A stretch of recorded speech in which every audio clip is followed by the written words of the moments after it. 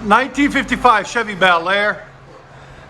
What we got done on it for you guys today, it's got long tube headers there and there.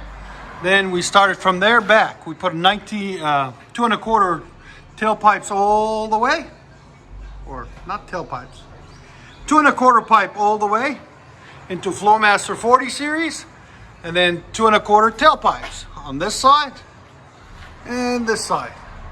And then finished it off with Chevy bow ties. Right there, right there. That's what true dual looks like. Hope you guys like it. We'll let you guys hear it in a minute. That's how you do these. That's what it looks like on the inside, Dan. Really done. All done completely. Ready to be driven.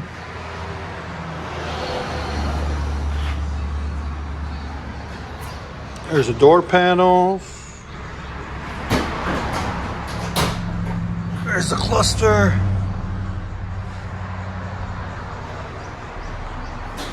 Headliner.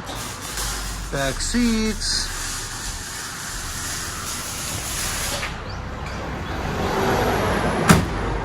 Valeer. What size engine do you think? It's got a small block Chevy 350. Probably 350, yeah. Huh? It's probably a 350. Yeah, it's probably a 350, Dan. It's really clean, man. Body's straight on it.